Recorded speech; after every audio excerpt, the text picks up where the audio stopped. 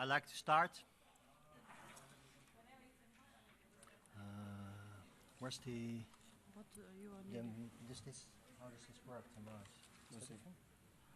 Oh, that's it probably. This one. Yes. Jessica, how does this work?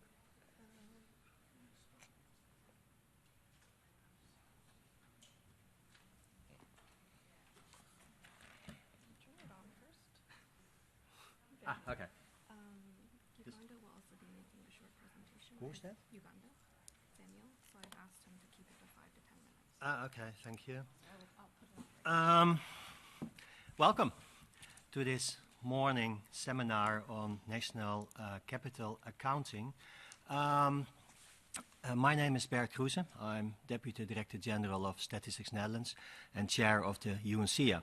And for those that you do not know, the UNCA is the UN committee that has as a task to drive forward the development, the maintenance of the SEEA, but also its implementation to ensure that it is used and properly implemented.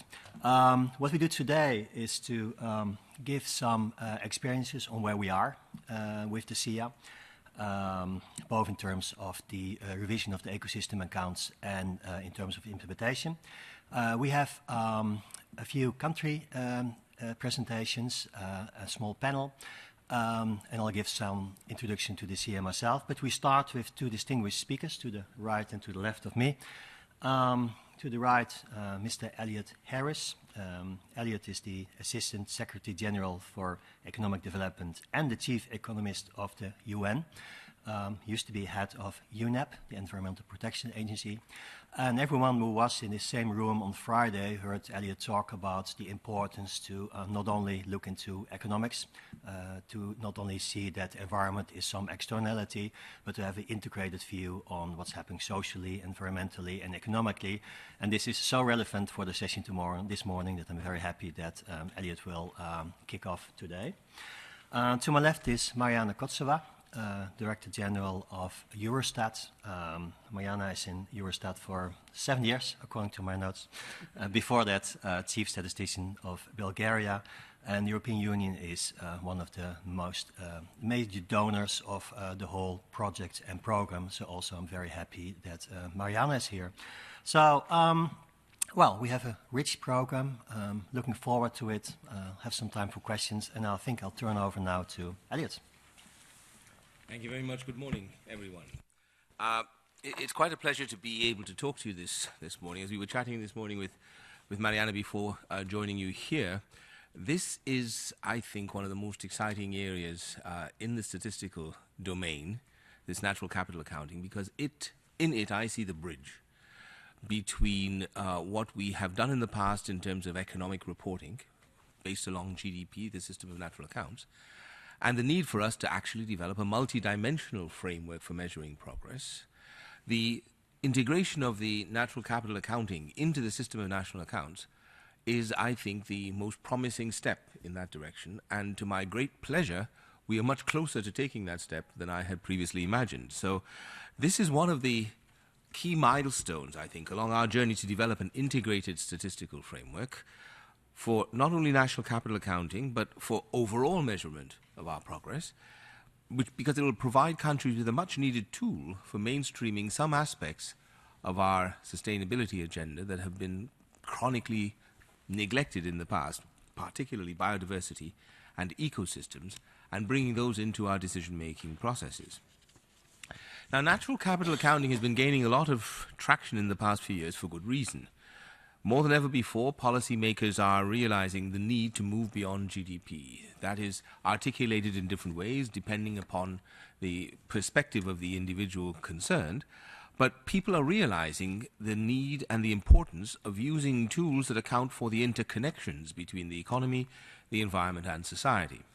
Indeed, the 2030 Agenda and the Sustainable Development Goals themselves fully recognize that ending poverty has to go hand in hand with economic growth, addressing social issues, as well as dealing with climate change and environmental protection. In this sense, the integrated nature of natural capital accounting is a true embodiment of the 2030 Agenda for Sustainable Development. As I mentioned earlier in passing, the statistical community has made significant contributions to advancing natural capital accounting with the system of environmental economic accounting, the SEEA, the statistical framework underpinning the natural capital accounting. Understanding economic growth in terms of the availability and the use of natural resources and the management of ecosystems is critical to mainstreaming the environment and the ecosystems in decision-making and ensuring that the impact of whatever decisions are taken on these systems, on the natural resources, on the ecosystems themselves, are a part of the decision-making process and not something that's added on at the end when we realize that the impact may have been negative. The SEEA Central Framework and the SEEA Experimental Ecosystems Accounting are the only international statistical frameworks that measure these interrelationships between the environment and the economy. Now, although the SEEA is a relatively young framework, more than 80 countries already comply central framework accounts, and more than 30 are compiling the experimental ecosystem accounts.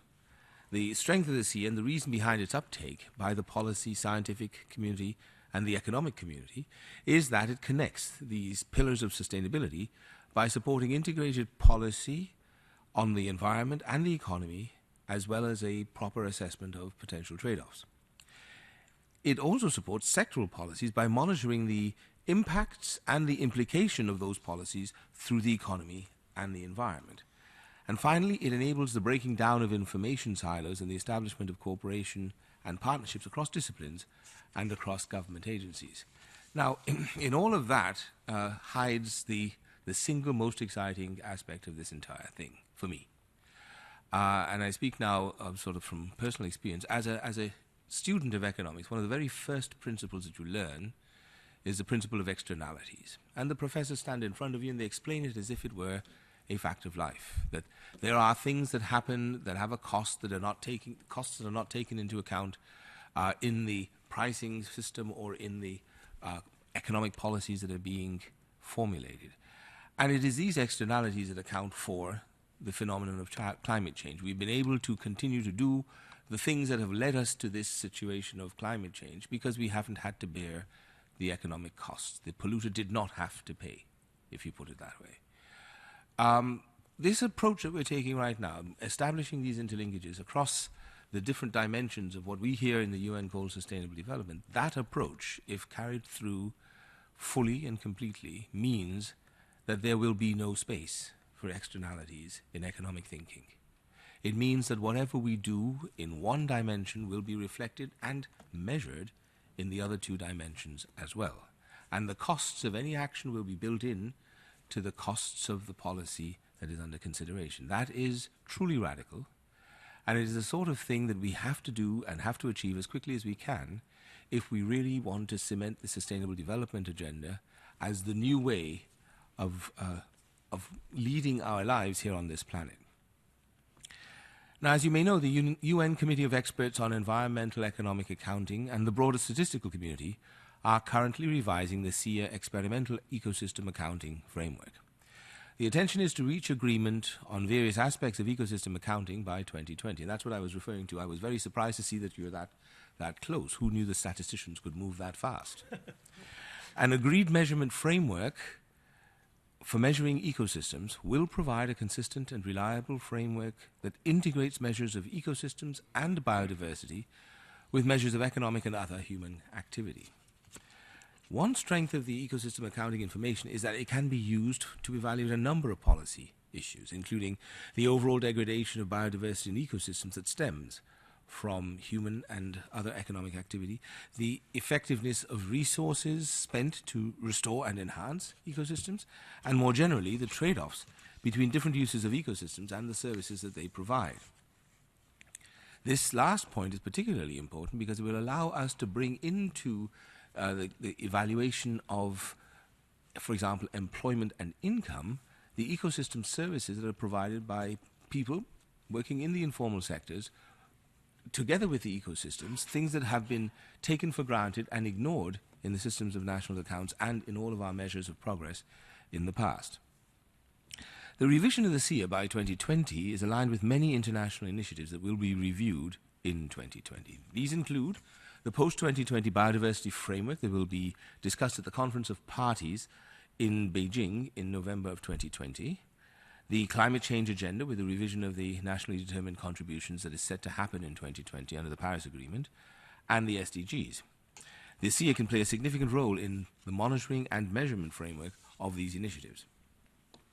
As part of the revision process, the Committee of Experts has engaged with many experts from statistical, scientific, economic and geospatial communities. Ecosystem accounting reflects the integration of many existing strands of expertise, including statistics and national accounting, ecology and natural science, geography and geospatial measurement. By providing a platform by which these disciplines can exchange and share ideas, there has been rapid growth in methodological development of ecosystems accounting. The challenge now is to synthesize the wealth of experience into an agreed framework that can be adopted broadly. But the engagement with the user community will be key throughout the revision process and beyond. And we're talking about that just this morning. If we truly want to ensure that the results of the accounts are understood and that natural capital, ecosystems and biodiversities are in fact mainstreamed into decision-making processes, we have to engage constantly with the users from these various communities. We have to clearly communicate the importance of natural capital accounts in decision-making, and we have to develop success stories that show the impact of such exercises, and these is going to be key to success in mainstreaming the use of these accounts for policy making. Countries themselves also have a lot to contribute to advancing the agenda on ecosystems. I'm pleased to note that quite a wide range of countries are represented here in the side event. I refer in particular to Brazil, Canada, India, Mexico and Uganda. In particular, Brazil, India and Mexico, in addition to China and South Africa, are partner countries of the European Union in the Natural Capital Accounting and Valuation of Ecosystem Services project that is being undertaken by the UN Statistical Division in collaboration with UN Environment and with the Secretariat of the Convention on Biodiversity. The progress these countries have made in natural capital accounting is tremendous. It speaks to the need to mainstream biodiversity and ecosystems in economic and financial policy, in sectoral policies, and in climate change policies. In closing, ladies and gentlemen, the revision of the SEEA experimental ecosystem accounting could not come at a more critical juncture. With the threats of climate change, biodiversity loss, environmental degradation and their economic impacts accelerating, the policymakers need credible, comparable and integrated information that can support the measurement of progress towards these global initiatives. This event provides an opportunity to discuss the way forward to scale up the development of ecosystem accounting and to ensure that it is mainstreamed into policies, including the 2030 Agenda and the upcoming Strategic Plan for Biodiversity for 2021 to 2030. I'm encouraged by the broad reach and the participation of representatives from various disciplines and initiatives. I look forward to an active engagement of you all in the discussions during this event and throughout the revision process. Thank you very much. Thanks, Elliot. Well, that's what you call support. Thank you. We got some main messages out of this. Showcasting nice results, interacting with policymakers, and showing what it can be used for, and showing that we can speed up in other areas as well. Okay, that's important. Thank you. Now we turn to Mariana. It's your turn. Thank you very much, Bert. Good morning, ladies and gentlemen. My job is very easy now, and this is how this is an illustration in practice, how we should work on the new things like bringing together statistical and economic community. So therefore, what I will do now, after a very supportive and very comprehensive introductory speech by Elliot, I will offer a couple of points, observations from my experience as a statistician and also a view on the future as a statistician in this area. Hopefully this could contribute to the discussions which you are going to have afterwards. So the first point is that many people think that our profession is boring and it's just a calculation, and this is absolutely not the case, because statistics, I very often often like to say this to my colleagues, statistics follows life, and there is nothing more exciting than following the life, trying to measure it, trying to describe it, and trying to provide information and knowledge to the people, to the business, to the researchers, to decision makers to make the right decision and to make a better world. And when I was listening, Elliot, I was remembering that I think my EU colleagues could help me. It was maybe weeks ago when the European children, age around 14, the teens, they organized themselves in social media, and they organized themselves to gather around the European Commission in Brussels with transparency, and they organized a campaign, "This is our world, we want a sustainable world, keep the nature, and do not forget we are there, we are the next generation." And it was quite impressive. And this is the moment when you imagine that we have a big responsibility. We have a big responsibility to bring information on the phenomena which are important, and information which will be good, on time, relevant to make the right decisions. So therefore, there is a trend. There is a trend around us that the people are becoming increasingly aware of the benefits and values of nature. And this includes not only benefits such as food and timber production, but also a wide range of less visible benefits. Maybe some of them are increasingly visible, like the natural disasters as flooding and recreation. But also among these benefits, I could put air and water filtration, for example. So there is a trend that the people start to look around these phenomena and their benefits and values. And the second point is that with that, people are increasingly aware that being explicit about these benefits and their changes, this also can shift how people make decisions. Because natural capital account, for example, offers a way to create a register of natural assets along with the range of services provided by those assets. And in this way, accounting can make the contribution of natural capital to economic development, putting it together alongside with manufactured capital and human capital. So this is a change in thinking, and this is a change of thinking how to make decisions. In the region where I'm coming from, these trends and these changes in the way the decisions are made is also present. In the European Union, the natural capital accounting contributes to the mainstreaming, for example, of biodiversity and ecosystems into socio-economic decision making. And again, also in Europe, natural capital accounting is an important way of ensuring that the natural capital and the corresponding services delivered to our economy and society can be considered together with macroeconomic indicators such as GDP or employment. So this is about the trends. And now we are coming to my second point, which is about our role as official statisticians. So we have a fundamental task now, namely that it's very important that the measurement approach is complementary to and consistent with the established national accounts concepts in the system of national accounts.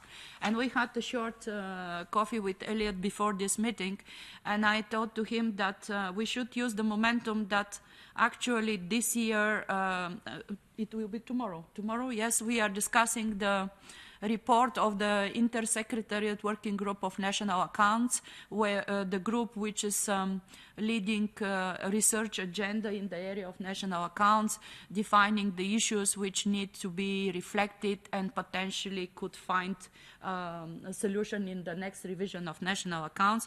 So this is exactly the right moment that when we are talking for revising and making national accounts, economic national accounts more relevant, this is the moment also to bring into the discussion the link between national accounts and environmental accounts. So this is the right moment to discuss this kind of concept, and we are very happy that we have support by the outside world, especially by the chief economist of UN.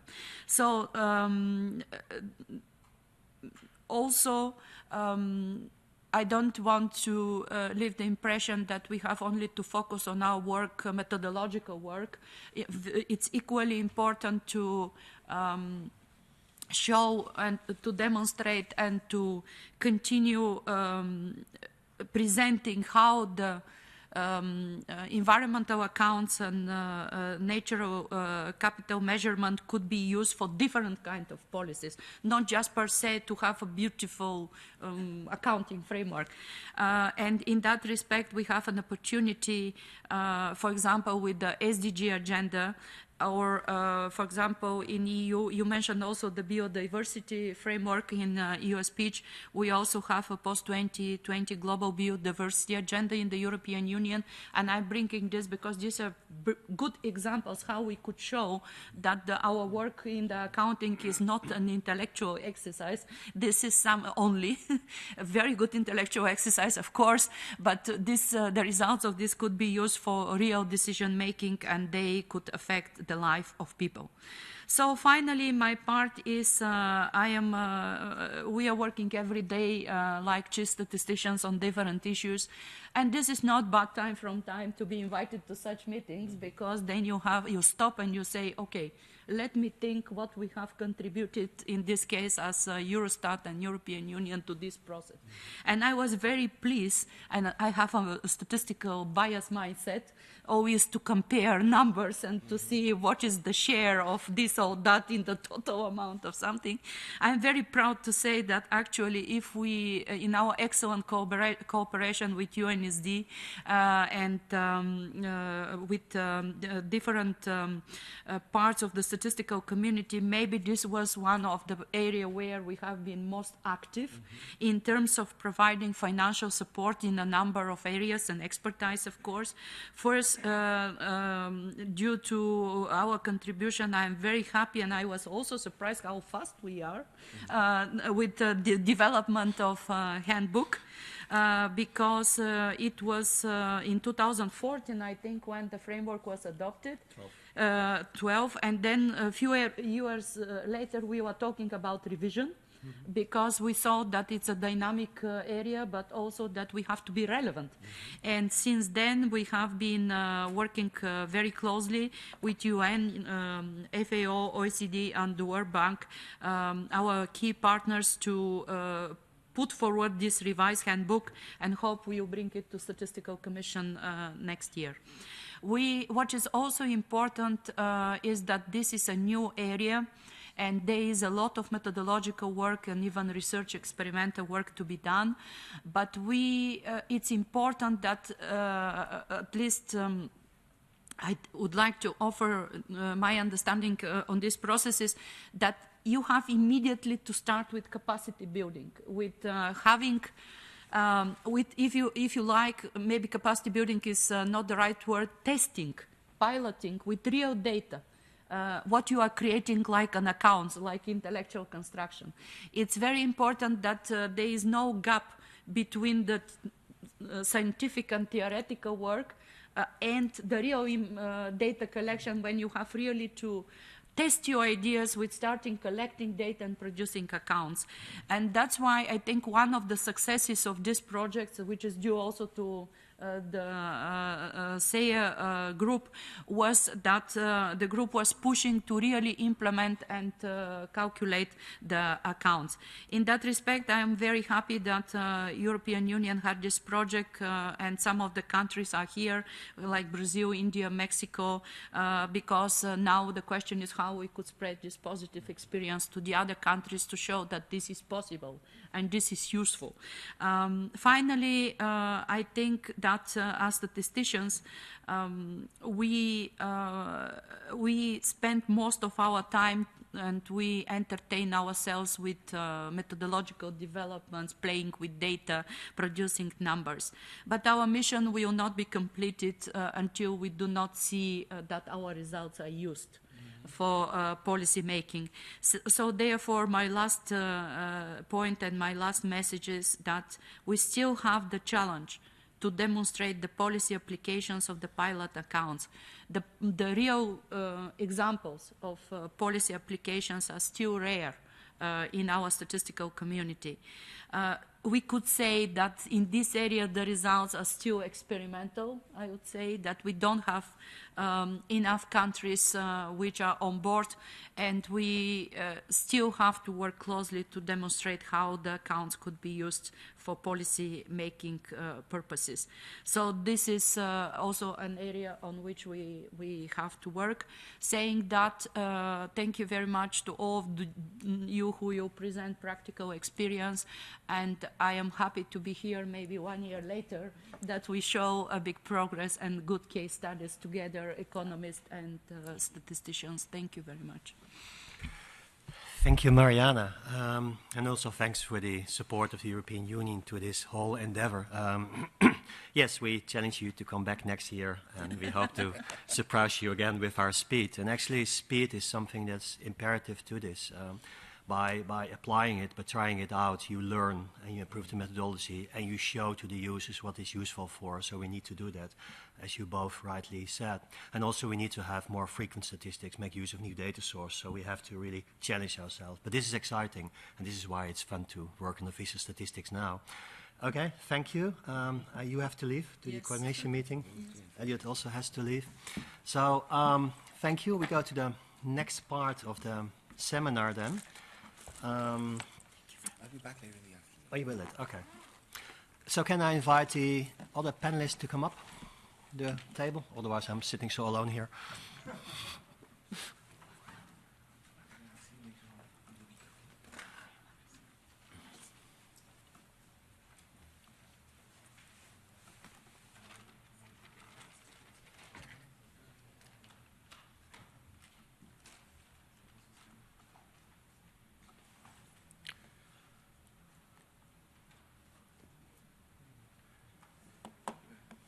Hello.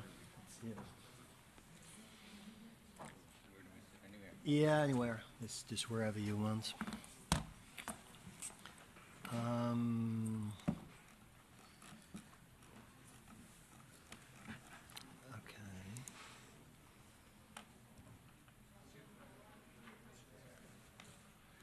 Okay, so let me introduce the three people that have joined me on the table now.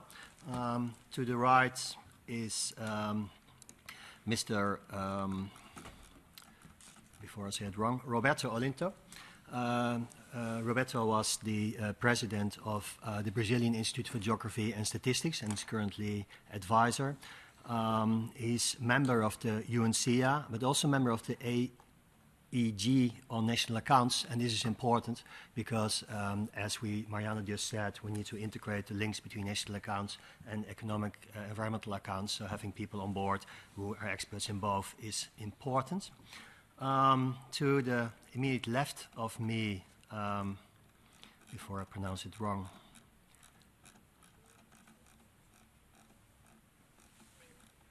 okay, Mr. Pravin Srivastava. Yeah. Okay. Mr. Srivastava is the chief statistician of the Ministry of Statistics and Program Implementation in India.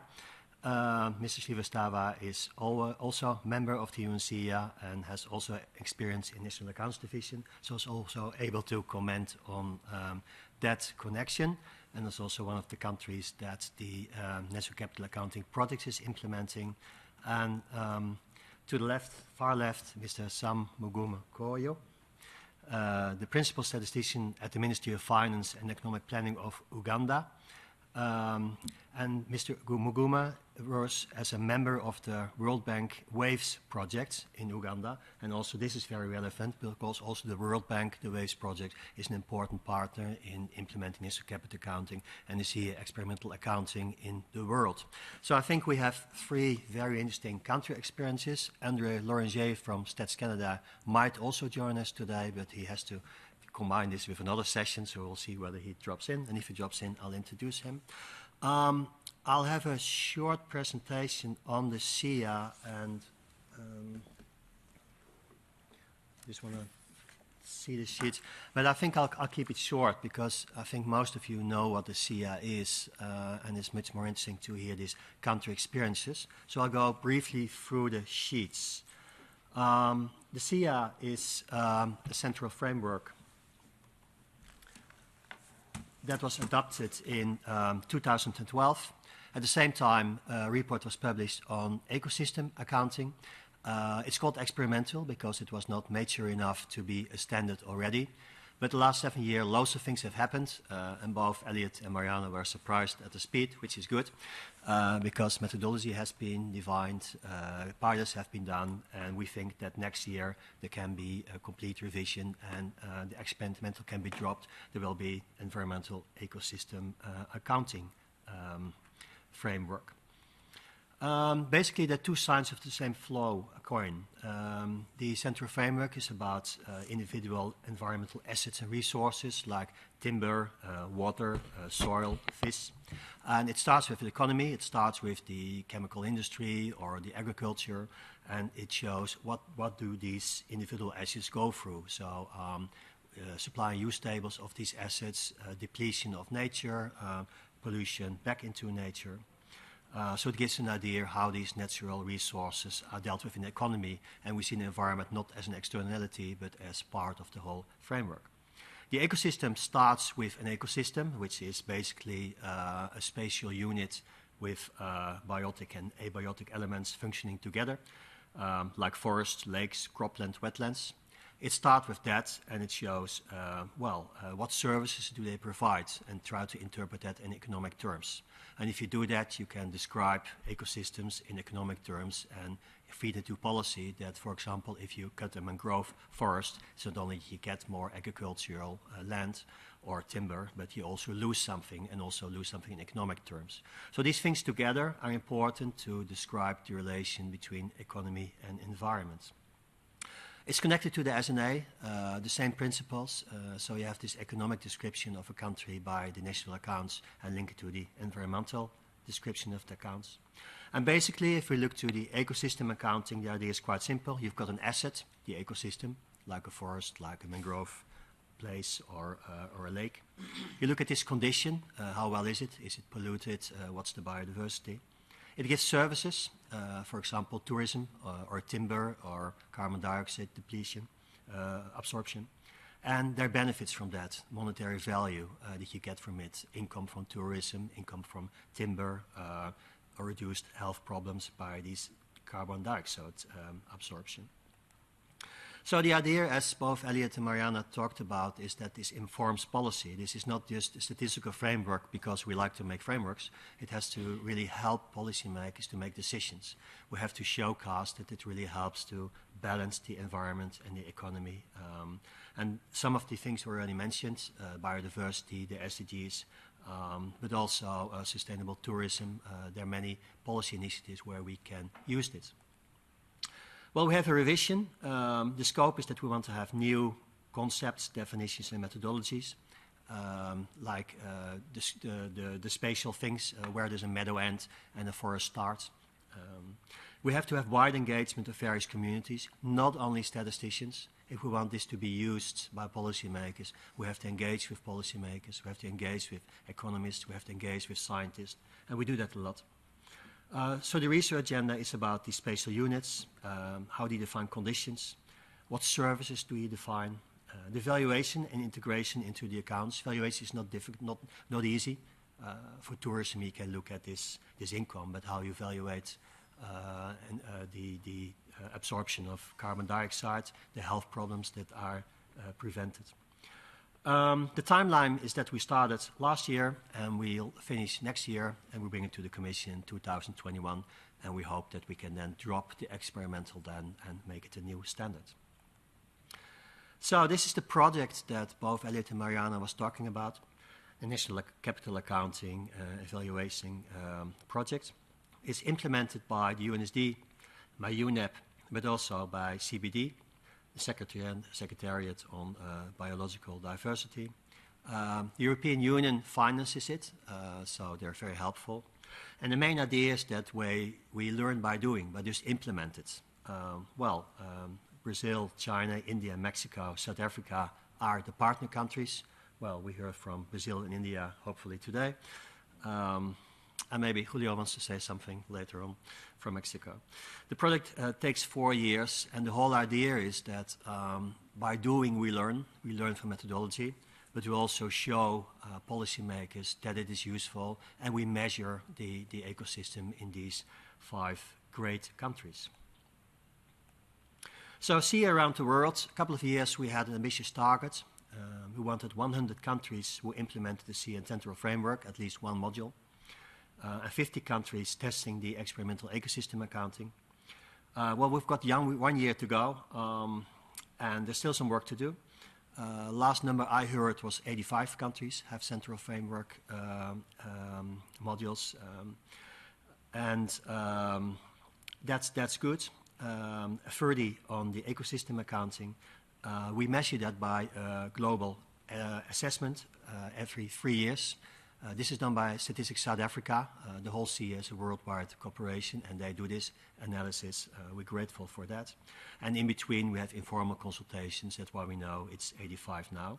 And there's a large increase in the number of countries taking up, and we hope that continues, and we also do everything to ensure that. So if you look at this map, dark blue is where it is implemented, light blue is where it's planned to be implemented, yellow is not implemented, and white we have no data. So again, this shows this is a worldwide endeavor where countries all over the world see it's useful to have these ecosystem accounts, implement them, and we'll hope this map turns bluer and bluer every year. This is what I wanted to say, and maybe you already knew this, but it was good as a background, I guess. So now we go to the first country presentation. I think that's you, Roberto. Yeah. Oh, thank you. Is it ready, Jessica? Should be. I always say this when I talk about ecosystem accounting, and I'm from the Netherlands myself, and we have these small parcels of forest left. And then I talk about our experience in experimental ecosystem accounting, and I'm sitting next to Brazil with these large rainforests and ecosystem. I always feel a bit modest, but techniques are the same, but I'm very interested how you I'll help you with something. have applied that. You can see the screen. Oh, okay. Oh, that's nice. That's even better. 1, 2, it seems so.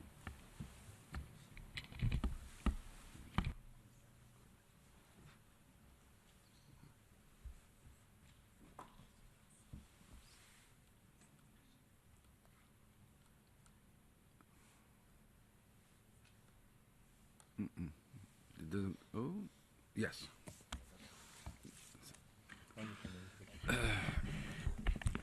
Okay. Thank you, Mr. Chair. I'm ready. The idea of my presentation is a little bit more pragmatic. Is how I'm managing a project, a whole project of environment accounting in Brazil.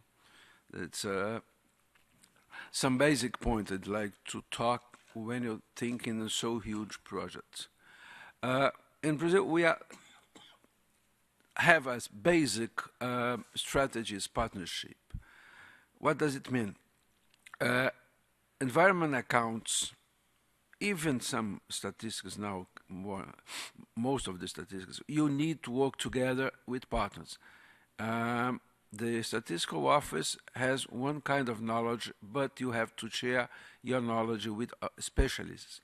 Mainly in environment, you need people very specialized. It's not our specialty to work with this kind of issues. Then we know, and when you talk partnership, I'm thinking specifically in Brazilian case and probably in Mexico one, we are mixing geoscience directorate and statistics directorate. Then we have to do partnerships inside the institute and outside the institute.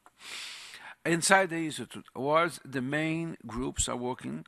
It's the National Accounts Coordination, it's a Director of Surveys, and the Natural Resources Coordination, Director of Geoscience. This is one advantage when you have together in the same institution geosciences and statistics. Then all the product is based in this hardcore inside the IBG, it's national accounts and natural resources. more than this, all the geoscience area. And for each account, we work together with a specific federal office. And the idea is in each one of accounts, water, energy, we have to establish agreement and commitments with other federal agencies to work together. Without this kind of building, or this constructions, it's not possible to think in this kind of accounts. How we are working in Brazil. We now, the idea is to develop a managing committee trying to look all the projects of natural resources, natural accounts, and environment in the federal government. In this moment, we are changing the government. We are defining exactly the managing committee. But in our opinion, it's very important to define this managing committee to integrate all the actors involved in environment accounts. We are working now in 4 accounts. The idea is we have to be very clear in our goals.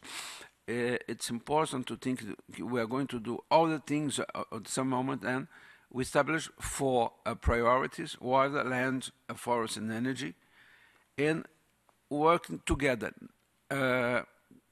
with UNSD, other partners, in the ecosystems account.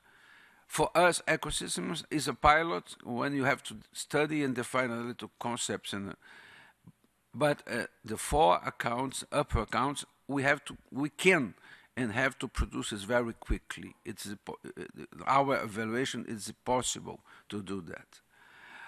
Just for clarification, the green GDP in red, we are the characteristics of Brazilian. Last year, a congressman proposed a law applying the statistical officer to estimate a green GDP as soon as possible, without accounts, without green GDP. What happened, I know it's a good or bad thing, but now this decree was postponed and probably will die, but it's just brought us more problems than help. It was one idea, but we think it's not necessary to be a law to establish a statistical agenda. Then for now, we don't have more the green GDP law. We will have national accounts or environment accounts project. Our idea is water, land, forest, and energy. We have possibility to do now. The last accounts of minerals, we are thinking how to do that. But this is our product for the next year. So, I don't know, many years. Water account, it's a partnership between, basically, the National Water Agency, with the federal agency involved in water, and the Brazilian of Geography, IPGE. The Secretariat of Water Resources and Environment Quality is one secretariat linked to the Ministry of Environment. The National Water Agency is an independent agency. The idea is, this is the nucleus who work in water accounts. What we produced, water accounts, the idea is balance sheets with stocks, and supply-use tables, the hybrid supply-use tables. That means we have supply-use tables with physical unities and with values. The supply is basic, the SUT is basic hybrid, when you can put together these relations, and we can identify relations from environment to economy, among economic activities, or from economy to environment. This is an important thing. When you're managing one environment account, it's very important to look at the communication. Then, just example, we are trying to communicate our work using infographics and making a better narrative of the results. It's not clear for a user, or not a specialized user, but a general user, what is an environment account. It's very important not only to produce account, but be very clear and very attentive how to communicate your work. It's valid not only for environment accounts, but I believe in all the statistical outcomes. But it's very important to be clear. We're trying to use infographics, things like that. Try to make easier for a user understand what we're doing and what we want to communicate. One moment. The second product is a land account. It's an old product for land coverage and land use. This is a very cheap product in Brazil. We use satellite images, and the staff, we don't need a lot of people. Most of the persons spread out Brazil, working with trainees. And we can follow the coverage and news. Now we have from 20 until 2016, and this is important to follow. And it's not in this. It was developed not in the sense of an environment account, but now we put it together to have a more integrate system of statistics. It's important. As can you see, is example when you look. This is a map in the north of Brazil. Pará, the state, is in the Amazon region. Pará is a border Amazon region, and you can see the difference in 2000 and 2016. The area you show up here, the difference in how the forest is diminished in 16 years. This is the idea we can follow and have a account about land. One thing it's impossible to see, of course, but this is a stock variation. When you have a kind of land, it's a table with in the rows and columns and the increase and decrease in stocks. It's a spreadsheet. And you can follow exactly how are the changes in our stock of land. What important? Dissemination, because we have all this data available in two ways, in two tools. One you call the National Special Data Infrastructure. In Portuguese, INDE. It's easy to go to the IBG site, and you can go to the data infrastructure and see all these results. Also, we have also available National Spatial Data Infrastructure is another tool, and you can also look at all the results. Then we have now released land and water. The idea is a satellite account like this, we don't need to have data annually. It's now a plan is each 2 years or each 3 years, and trying to schedule all the releases. Also to look our staff. We need to manage our staff to develop a routine in the accounts. We have also a interactive geographic platform. Also in the site we can look at the maps. No, just a minute. Okay, cool. Forest, we are working now for Brazilian Forest Service, IBG of Ministry of Environment. It's a product type. The economics of ecosystems and biodiversity is being now developed in the IBG. And I don't have the slide here. Also, we are working in the energy account. The interesting energy account is the last one, but it's the easier. We have all data together spread out of different offices. The workers put it together. That's interesting because since the 80s, Brazil has energy balance and other things, but in different offices. It's an example as if you don't look the integration, you can lose your time working in different offices doing almost the same job without integration. Then energy will be the next account. Then we hope in the next 2 or 3 years has all this project well developed, and we can move to another accounts. But the idea is to be step by step in each account, trying to,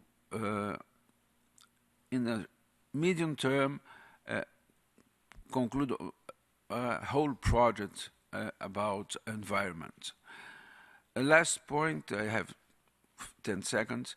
It's important to also take care the different to do accounts and to do statistics, environment statistics. It's an internal discussion we have how to integrate the production of environment indicators and accounts. One thing is we have indicators with now integration among them and the accounts. There's a extra effort because one account has to be integrated and coherent in time. That's very important to don't confuse these activities. Thank you very much. Thank you, Roberto. Great overview. And shows indeed that you have to cooperate with many others to be successful. Good to see that. Next speaker from country experience is India, so Mr. Srivastava. Looking forward to your contribution. Thank you, Chair. And so my slides are not as colorful as Brazilian one, but yes, I have some plain facts, and I would like to at the outset thank the team of the EU and the UNSD and the UNEP for helping the country to start the project of developing the environmental accounts. It's not moving. Oh. So we have been struggling with trying to make it into a mainstream activity, and before anything can be mainstream, you have to first prepare a set of accounts. And what we did was, there was a long journey for us. We had a expert group, and that group prepared the framework for us to work forward. We have an interministerial group because, like many other countries, ours is a decentralized economy, and we have about 36 states and 700 districts below that. Each district is diverse in its own, and that's why it takes a lot of coordination and collaboration to go ahead with all these projects. We have about 80 line ministries, so it's a huge amount of coordination that we have to do to get the data sets in place. We also not only have to encourage the ministries to look at what the data they have, but try to improve the quality of the data being available so that it can be built up into a framework for the environmental accounting. And we also, in the ministerial group, talk to them and tell them on what sort of data systems should be created for futuristic development of accounts. What we did was we had prepared the first official publication on the SEEA released in September 2018, and this was the, you can say, the beginning of our activities. It's not a comprehensive set of accounts, but it does cover the forest, land, mineral, and water, and that was taken primarily because there was reliable data sets in those specific sectors. And we have done it for the national and the state level, that's the 36 states. So I've given a link here that anyone wants to go through it, you can go look at the publication and see how we've done it.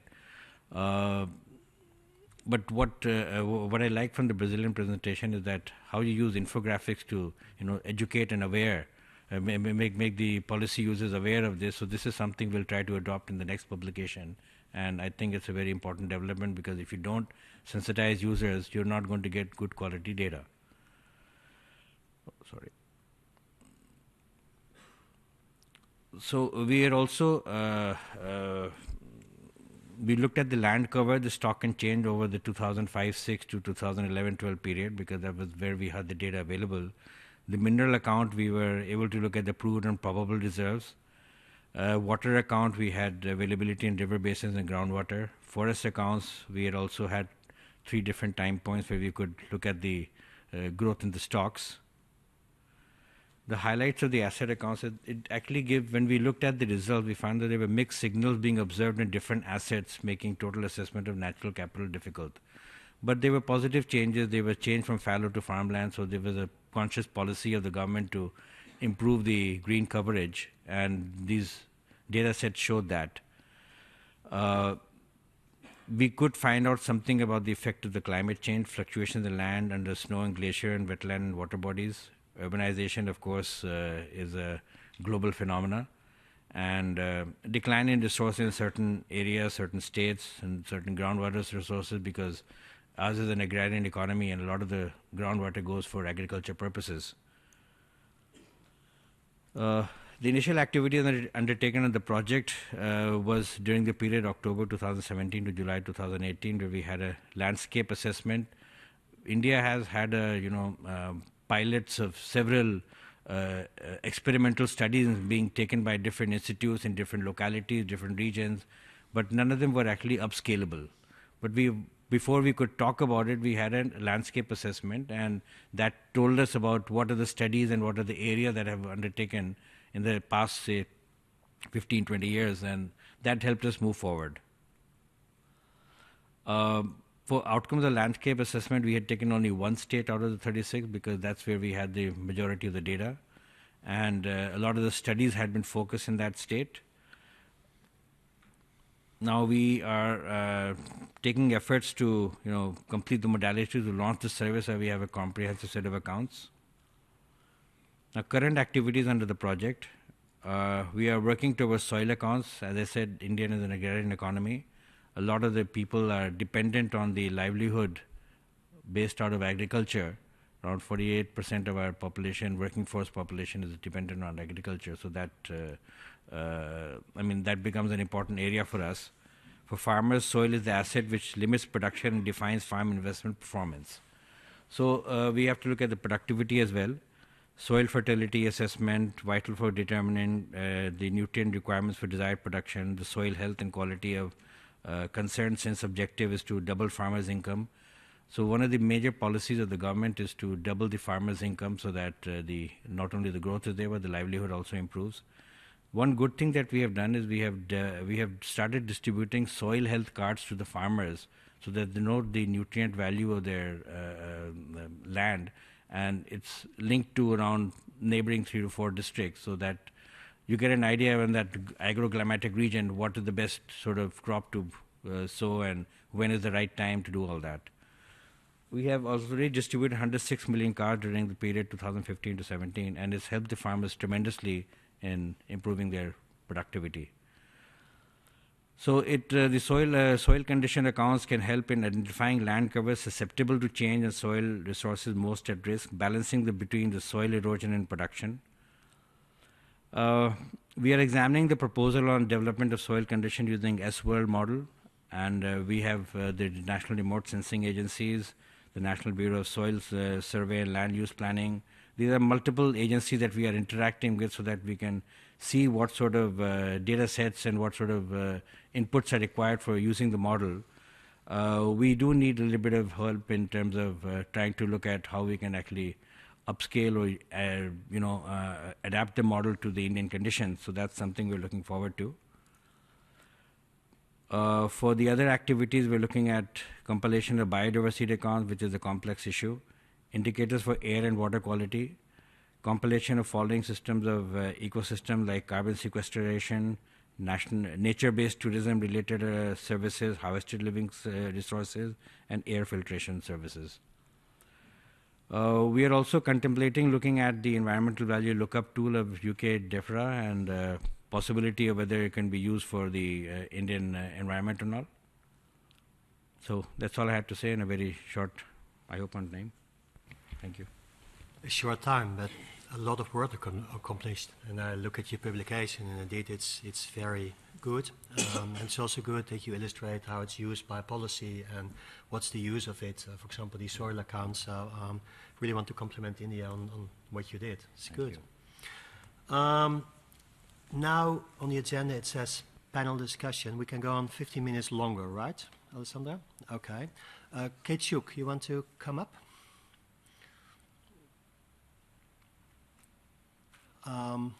Do we want to come up on the panel? No? Okay. Pardon? Yeah, okay.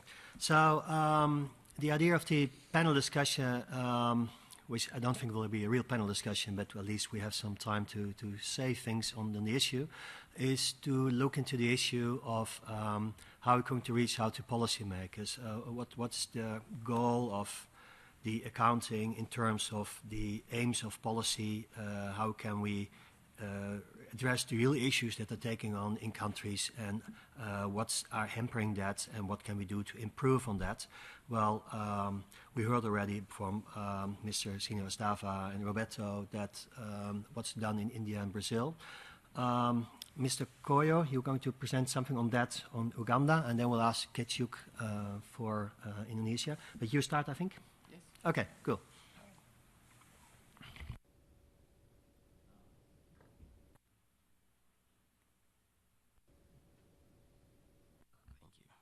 Thank you.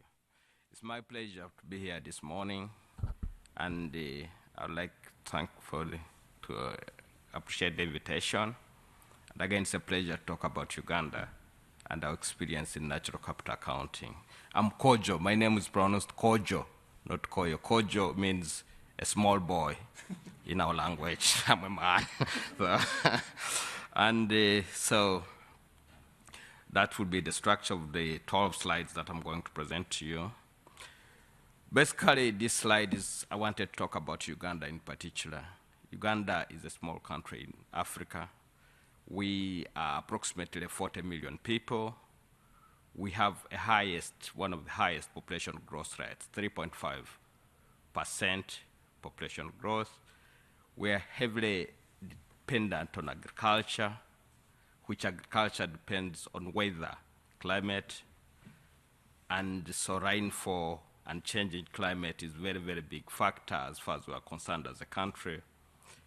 We depend on agriculture again for employment and foreign exchange. We know that most of our people, more than 80% of our population, depend on natural resources for their livelihood.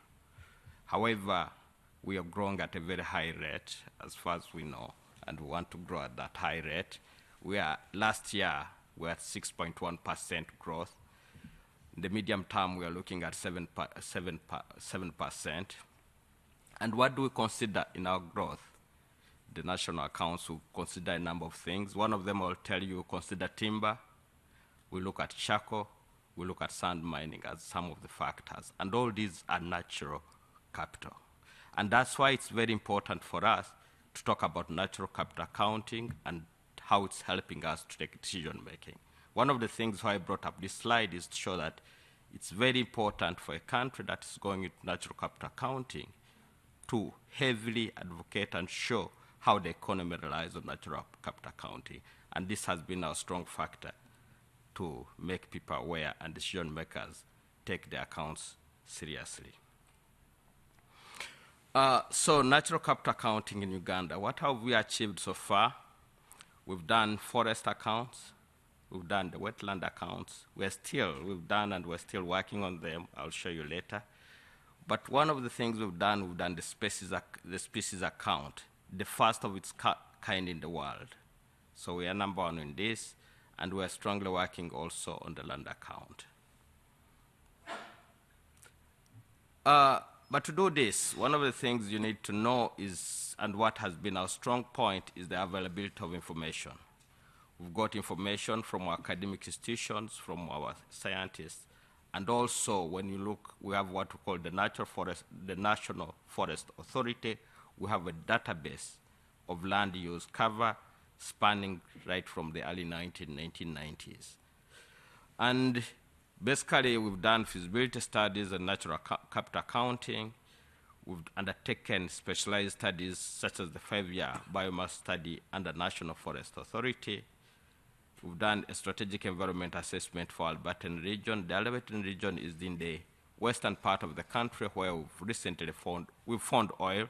Very soon we are going to start producing oil.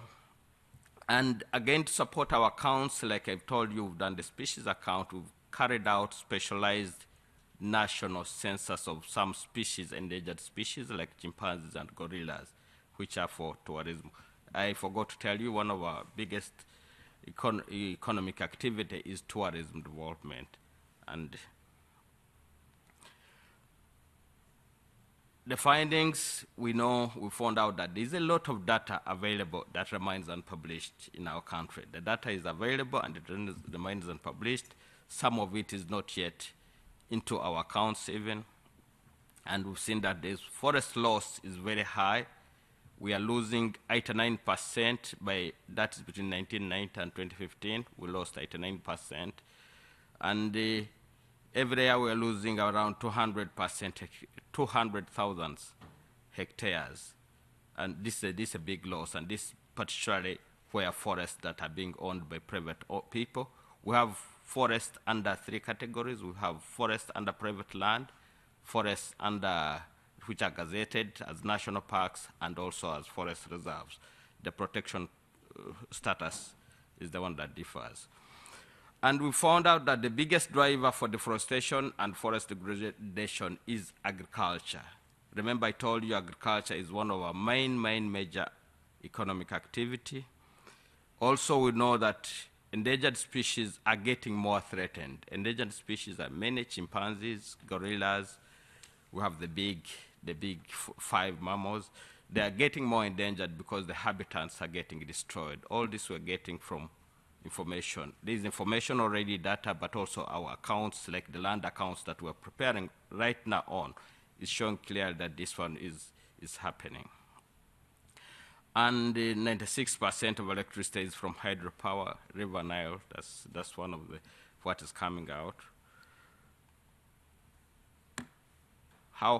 A number of findings, I just listed a few, but how have they helped us, specifically in some key activities? I have 2 minutes to go. There was a ban on share and Prunus africana extraction. These two species are highly medicinal, of high medicinal importance, and we banned because of realizing that they're getting degraded. And we have now what is coming up. There's a lot of urbanization coming out, town councils, but we had forest reserves within these town councils. There's now people want to gazette these forest reserves. But again, using our accounts, we've demonstrated that this is important, and that once we lose this, we are losing a big fraction of our forests. It's still going on. And efforts to protect our endangered species are being enhanced in terms of policies, in terms of finding money because of our accounts like the species account. Challenges, we have challenges in the gap, we have challenges in the data. We feel we don't have enough data. High quality data, on-time data. We still feel we still need to do a lot to get this data.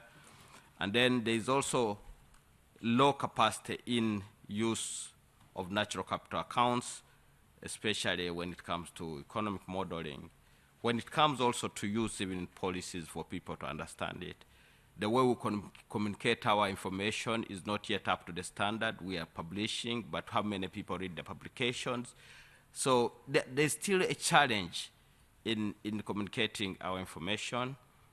And also, when you're doing natural capital accounts, really, to make sure that like it has been said, if we leave it to ourselves as statisticians or those mainstream biologists, then what about the economists? What about the politicians? We need to strengthen institutional collaboration and coordination. There's still a gap in this, and you'll see what we're doing in the next slides. Few slides, I'll run through these ones. But the current status, what we are doing right now, we want to find out what is the real contribution of natural assets and ecosystem services to the economy. how does the economy and sectors affect the natural assets base? In other words, we are moving now more to the ecosystem services. And I'll run again. You'll ask me questions. These are things we are going to have to come out. But I'll run to the institutional arrangement for NCA because that's a strong point that we have ourselves. What we're doing here, we've tried to bring it to all the bigger stakeholders. One, we have what we call a steering committee, which is headed by Water and Environment Sector Working Group. But we have what we call a technical working group that is doing all this, making sure the capital accounts are the natural capital accounts are in place, making sure the accounts are disseminated, and making sure that they're used for decision making and they are into our national development plans. This technical working group is multiple institutional. We have Minister of Finance Planning and Economic Development as the chair, where I sit, with National Planning Authority, because we are moving to the higher level. And then we have National Environment Management Authority, we have National Forest Authority, we have Minister of Water and Environment, Minister of Tourism and Antiquities, and Uganda Wildlife Authorities. But institutions like our university, Makerere University, also form part of this.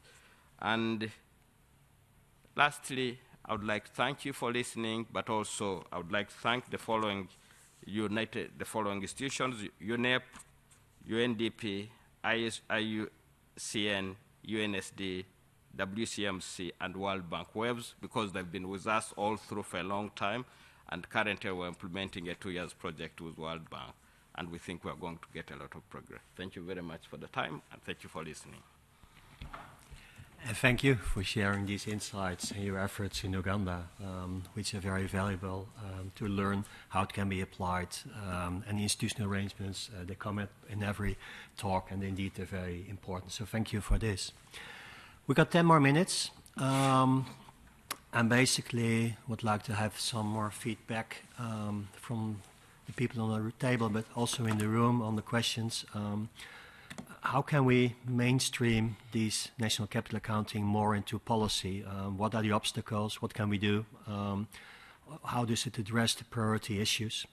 The first one I wanted to give the floor is Kecuk Suryanto from BPS Indonesia. Thank you, Bert. First of all, I would like to say thank you to the 3 panelists for sharing their experience in order to build SEEA. I think all of us agree that SEEA is very, very important in order to bridge the development between economic and environment. But all of us also know that SEEA is a new concept. It's very difficult to build, and I think all of the country have the same experience. So I want to highlight again what Roberto said, that in order to develop SEEA, the most important thing is partnership and institutional arrangement. This is very important. In Indonesia, we also have developed a land cover account, land extent account, ecosystem for peatland, water account. But in the future, I think all of the country need to develop another account such as energy, air emission, etc. So partnership and institutional arrangement is important and a must. That's the first note. The second one, when we are talking about partnership and institutional arrangement, one thing we should consider that when we want to involve other partner in this year, we have to involve them as early as possible, not only in account development, but also in policy application, in order to get buy-in. Because based on our experience, when we invite them to join to develop account and they didn't get the message, maybe they're less interested. But if we already give the message what is why this year is very important for the policy, they will be more interested, and the involvement will get higher. So in this case, in Indonesia, we involve them not only in account development, but also in the communication and policy application. And at the moment, in Indonesia, we try to integrate this year into term development plan. So I think all of the country have to share their experience, try to help each other, because again, in order to build this account, it's not easy, but I think by working together, we can do it. Thank you, Bert. Thank you, Kitsuk. It goes also back to what Elias said, showcase what it can do for policy, tell the policymakers. It's very important. Thanks for this insight. Are there any more comments or insights from the floor on these questions, how we can do this? Julio, Mexico. Thank you, Bert. I would like to thank also the three panelists. I think they give a very good example, Brazil, India, and Uganda. And we're basically doing the same strategy in Mexico and facing the same challenges. We need to partner with our own agencies that are experts in natural resources and the like in order to come up with the accounts. We've made good progress on the central framework for some years, more than 10 years of data on that front, and we're also working on the experimental ecosystem, where we're right now at the stage of having more or less the physical values of the inventories of natural assets, but still have to make the economic valuation, which is not a simple thing to do, and we all know that as national accountants. The only thing else that I'd like to add is that Elliot mentioned that this is an area where externalities are prevalent. And therefore, externalities also mean that the national boundaries are not a good framework for studying some of these phenomena. Brazil, for example, has the Amazon basin comes from the Andean countries. So what happens in that region will have an implication on the natural resources in Brazil. Therefore, I encourage the regional work across different ecosystems in order to have a better understanding. Species migrate and emissions flow from one country or to the other. So it's very important to, in order to have these externalities, to have perhaps an accounts on trade of ecosystems and some other ecological flows. Thank you. Thanks, Julio. Any other comments, remarks from the floor? If not, I'll give the panelists the last word. Start in the reverse order, Mr. Cordio. Thank you. Thank you. Good, there was no many questions, had many slides, but I thought the questions would come. But one of the things really we're given time to, for one more comment, is the institutional arrangement. I want to emphasize on this, like I was saying. Some years back, what we did really, natural capital accounting, was with our NSS, National Statistical, NSO, and Minister of Water. And things were not moving as fast as we wanted, as probably as we wanted then, not knowingly. But now that we've come up with this arrangement, where we're having Minister of Finance and National Planning Authority, we are seeing natural capital accounts coming into our documents. We are seeing our results going to be reflected in NDP3 that we are preparing, that's coming out this September. We are seeing our performance of economy reports that we're doing monthly and half year, starting to have a paragraph towards what is natural capital accounting and how things are changing, and trying to compare them with our progress in terms of development and changes. For us, that's a good sign.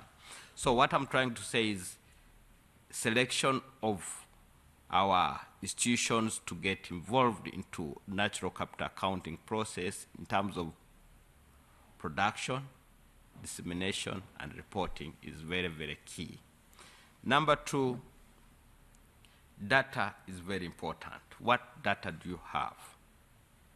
What data do you have for you to prepare these accounts, and how the quality matters a lot. So these are things we should think about as we prepare the accounts, because at some point we should be able to compare our accounts between countries and also within different regions of our countries. So should the quality of the data that we're using and how acceptable it is, the methods of collection of this data should be at back of our mind or at the front of our mind, I would put it, as we prepare the accounts. Thank you. Well, thank you, Chair. And I'd like to just build up on what my Brazilian colleague had mentioned about sensitizing users. You see, I think it's very important for not only for us to do the work, but also to project what we are doing. And it's important that policymakers understand that what we do has a meaning.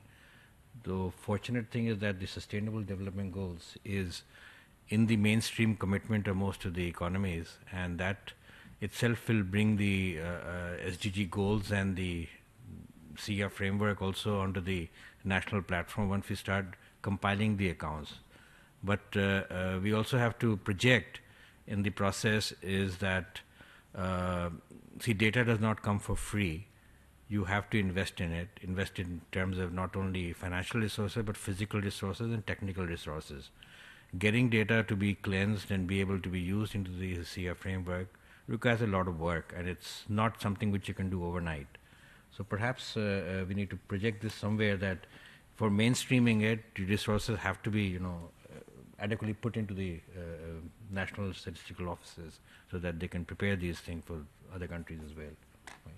Thank you.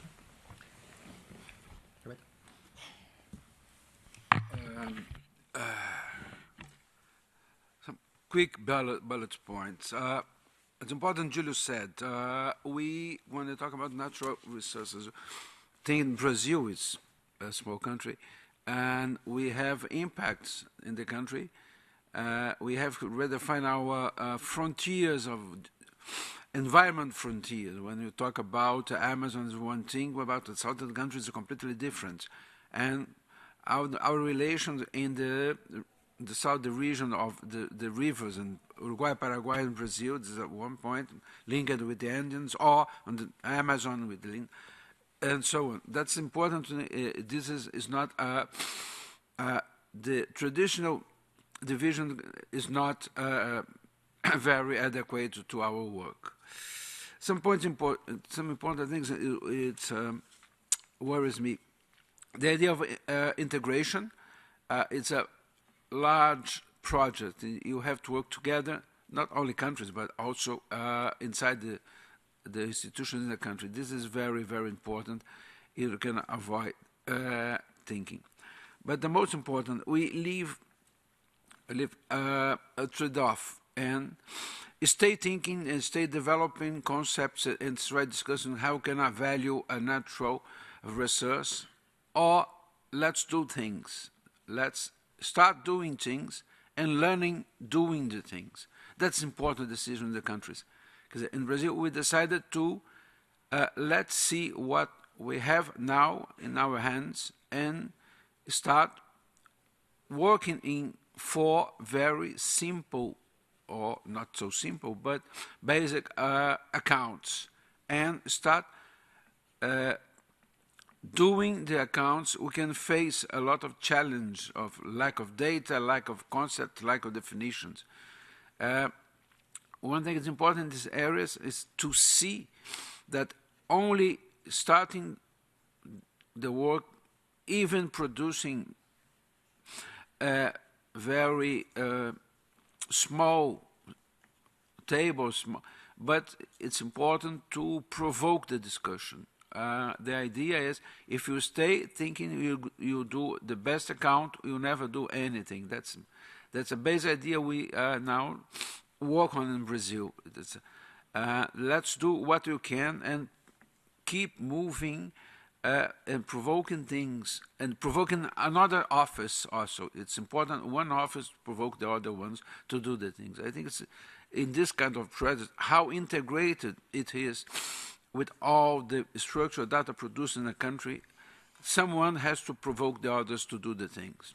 Thank you very much. Thanks, Roberto.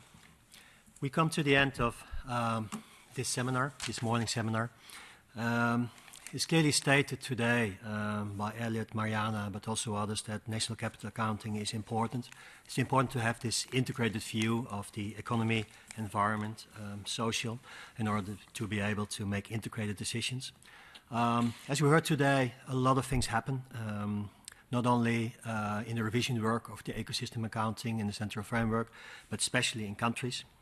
We heard of Brazil, Indonesia, Uganda, Indonesia, Mexico, and many more other countries are doing things and experiencing things. And this is encouraging because this shows it is possible. It's possible to make accounts and to talk to policymakers and see and tell them what they're useful. What we hear the whole seminar is that partnerships are important, partnerships among ourselves, helping each other, learn from each other, but definitely also partnerships outside our statistical community, with scientists, with policymakers, with environmentalists, with national accountants. It's important to show the users that it's useful. Visualizations like Roberto made help convince users to show it, but also concrete policy applications like the soil accounts in India. It's important for us as a statistical community to step up in cooperation, step up in interaction, but also step up our statistics in timeliness, in frequency. It's important to get the data, as my colleagues on the left side said. We have to get the right data, the environmental data, the economic data, to be able to get the accounts. We have to invest in that, and we have to find ways to get the funding.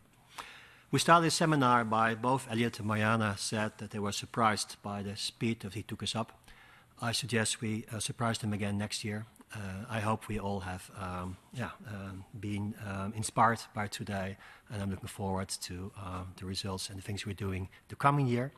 And I want to ask you to join me in thanking the speakers for their contributions today.